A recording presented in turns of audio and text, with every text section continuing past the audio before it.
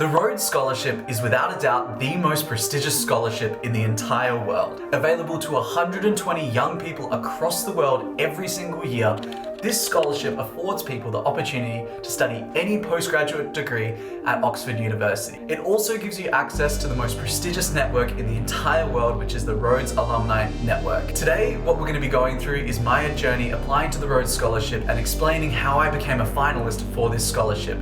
We're going to not only be looking at the eligibility requirements, but we're also going to be going through the application process, the selection dinner, and then the final round interview, all of which I was fortunate enough to be a part of. Obviously, I wasn't selected in the end, but I did make it to the top 6 for Western Australia, which I think is pretty good, and I'm now studying at Harvard University on a full ride scholarship. So that's also pretty good. Also, as a reference for today, I highly recommend that you check out the Google Drive that I've put down below. This is going to have all of the relevant documents for the Rhodes Scholarship, and also all of the documents I used to prepare for my Rhodes Scholarship final round interview. Let's start by looking into the history of the Rhodes Scholarship. So the Rhodes Scholarship was founded by Cecil Rhodes in 1902, and he was a British imperialist who made all of his money off of diamond mining in Africa. And that was a questionable way in which he achieved his wealth. But coming into 1902, he decided to use all of his wealth, or a great portion of that wealth, to create the Rhodes Scholarship, which we now know today.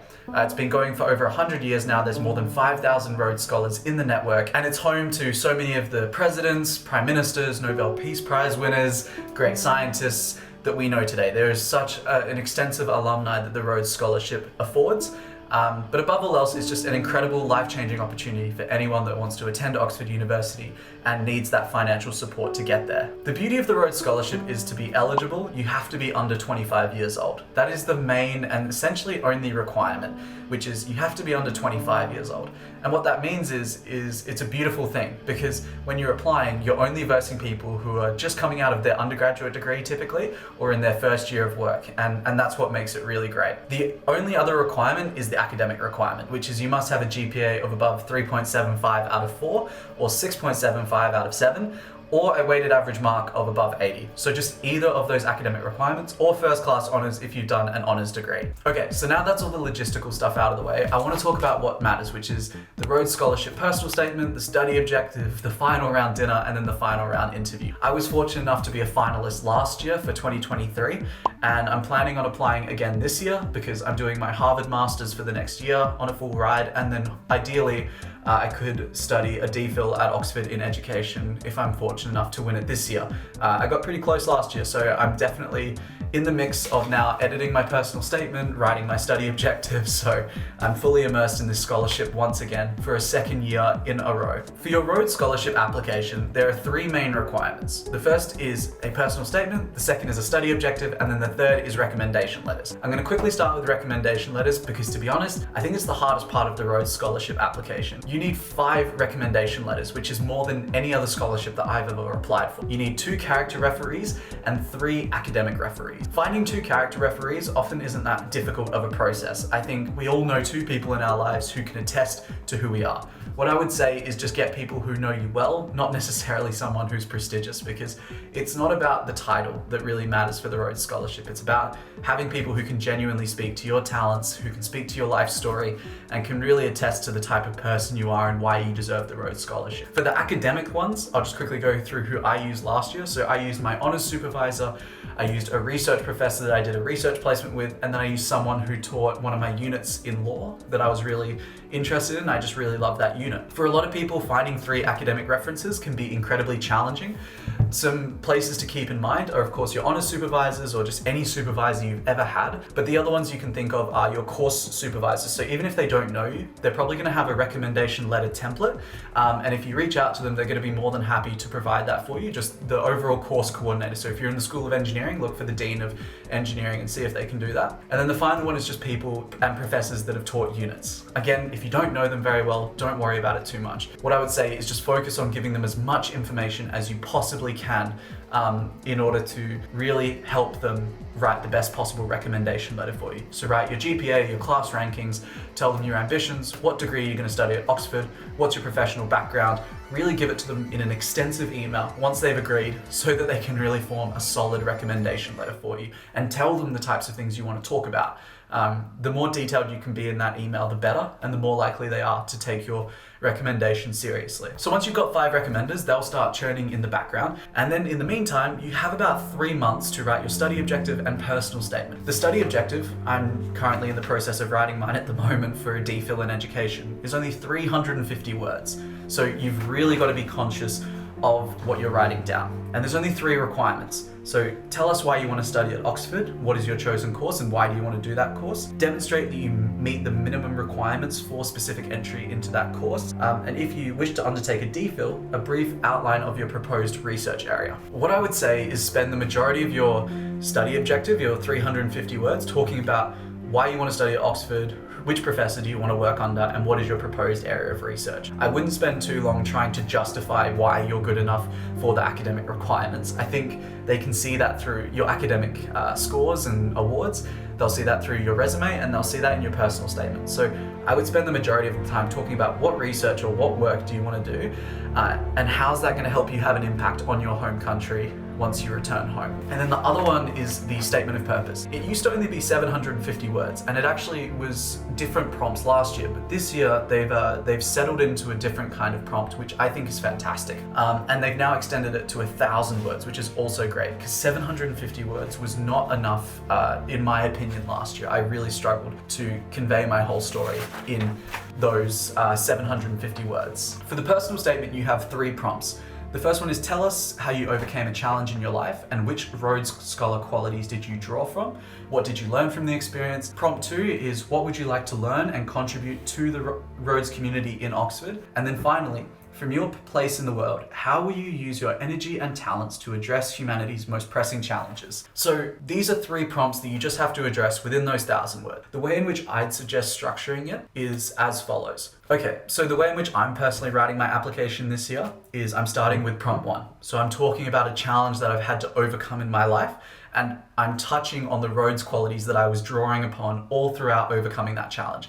I'm spending about the first 400 words doing that. It's of course to do with education and the challenges that I've had with trying to create change there. Then I jump down to prompt 3. What is the thing that I want to solve in this world? What is the impact that I want to have? Because it ties into my challenge, which has been trying to support Australian students with having equitable access to quality education. And then finally, I'm talking about what do I want to learn from the Rhodes community, and then what do I want to contribute. That's my structure. You can do it technically in any order, but I think that is a very effective way.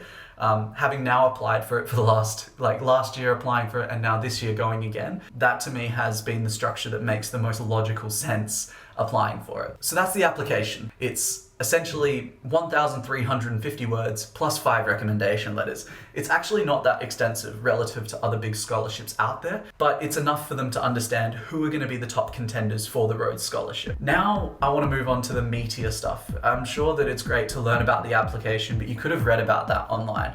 I want to talk about what happens when you're selected as a finalist. So depending on your constituency, you'll either have to go through preliminary interviews or you'll just get invited straight to a final round interview. In Australia, you just get invited straight to a final round interview because the number of applications aren't enough to justify having preliminary interviews. In each state in Australia, they select the top 6 candidates to be invited for the final round interview. And then you're invited to the government house of your relevant state. So for me, in Western Australia, I was invited to government house for WA, and I got to, the night before the interview, you have a big dinner with all the panelists and the governor of Western Australia. This is an extremely nerve-wracking time. So you have 6 candidates who are all exceptional at what they do. Everyone will be from completely different backgrounds, and then you're thrust into this dinner, a 7-course meal in my case, with all these fancy cutleries and all these different proceedings. And you move around the table for roughly 3 hours and you're so exhausted by the end of it, but you talk to every single panelist and the governor themselves. I was really nervous. I kind of had my head in the mind of the scholarship, but really what you should be doing is just being relaxed, casual, and relatable. And I definitely wasn't doing that. I was very wired,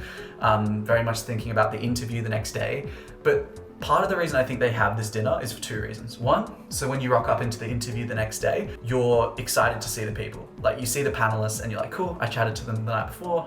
You can have a bit of banter, a little bit of jokes. But then the second thing for them is to see that you're a relatable human being. At the end of the day, 120 people become Rhodes Scholars every single year from across the world. And part of what's important is being able to network, to make friends. And you don't make those friends by being all wired up and so focused all the time. They want to see that you just have hobbies, that you just can go to a dinner and just have a laugh and talk about literally anything but the actual scholarship process itself. And so that's what I'd say, is go there and talk about your passions. Go there and talk about global politics. Go there and talk about the footy match that you saw on the weekend. Like, relate to them on anything but the scholarship itself. That would be my biggest piece of advice. And then the next morning is when you interview. So in Western Australia, there's 6 finalists, and we interviewed in alphabetical order. So that meant I was second because my last name is Anderson and there was one person before me. Now, the interview in and of itself is by far the most difficult and intimidating part of the application process. There is 6 finalists, and if you're at that stage where you're a finalist for your state, you are someone who's incredible. Like, you are someone who's genuinely deserved that position, who has fought tooth and nail to be ahead of all the other applicants that applied, and everyone there is an absolute beast. The Rhodes Scholarship is like no other interview, and I'm not going to tell you the exact questions I got asked just because I think the Rhodes Scholarship really values secrecy, and I don't want to be that person that kind of gives it away or gives a complete unfair advantage to specific people. But what I will say is the philosophy of the interview. The philosophy of the interview is that they've already read your personal statement and they've already read your academic statement of study. They've read 5 recommendation letters. They know everything about you. Now what they want to see is, what do you know about the world? This really took me aback when I had my interview, because I was expecting those kind of generic questions like, what's a time you served as a leader? I thought they would grill me about my resume or ask me specific questions about it. But to be honest, all they wanted to do is know my perspectives on global politics. They wanted to know my perspectives on the contemporary issues happening in Australia. They wanted to know my perspectives on the issues happening around the world during 2023. So the final round interview is an extremely intimidating process. When it's your slot, you'll have 25 minutes and you'll be walked in, ushered into the government house, into a massive room likely, and there will be 8 to 10 people sitting around the table. They will all be the panelists that you met the night before, and one by one they will ask you a question. Typically the governor or the chair of the meeting will ask the first opening question that will be about something to do with your life. It'll be something quite straightforward. It might be about, like, what are your values? What do you want to be remembered for in your life? Define one of the Rhodes Scholar qualities and tell us how you embody it. So something quite generic and a bit of a softball. And then immediately after that, every other panelist is going to ask you a predetermined question that is centered around some form of a global topic.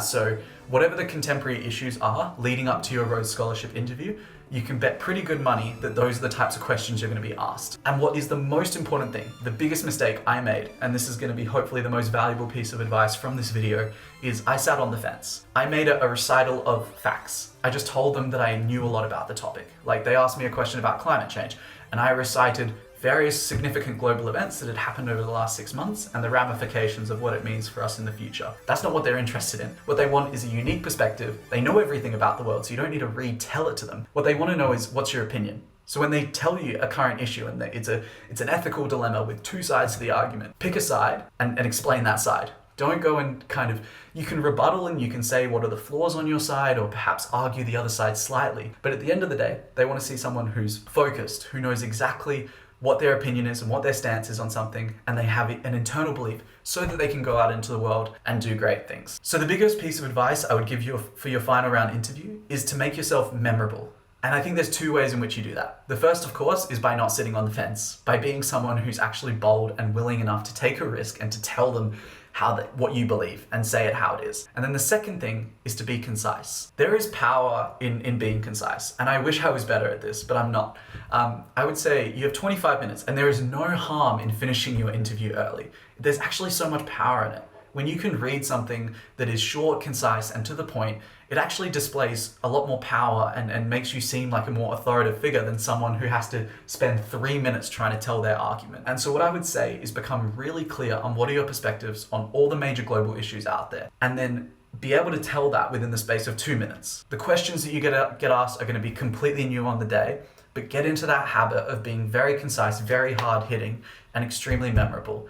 And I think that will be part of what helps you to win a Rhodes Scholarship. Some other really good bits of advice I've gotten over the last year since applying for the scholarship is one, really convince them that you need a Rhodes Scholarship. I think one of the biggest flaws in people's applications, including my own last year, was they just don't know what you're going to do with a Rhodes Scholarship. Like, you're either too ambitious or you're too broad. And what they want is an investment return. They want someone, and that's why PhDs win so often, is because there is such a clear return. It's like, I'm going to do this piece of research and it's going to give this outcome. And that's fantastic. So when you're applying, really keep it tangible. Keep it centered on one thing. Like last year, I had 3 massive lifelong ambitions. And then this year, I'm just saying one. I'm just like, this is what I want to do. And this is the one output that I'm going to have from applying and becoming a Rhodes Scholar. So hopefully that really helps you guys on your journey. Again, if you want to check out all the interview questions that I used to prepare for it, they're not the actual interview questions I got asked for the Rhodes. They're more so just the preparations that I did to help get my head in the right space for it.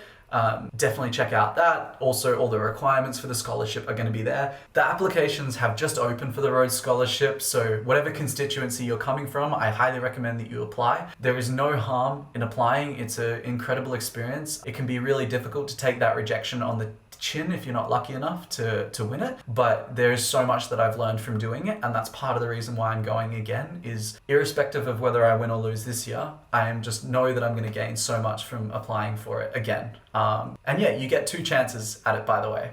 Anyway, I really hope that you like this video, and we'll be back next week with another scholarship. So good luck with your applications.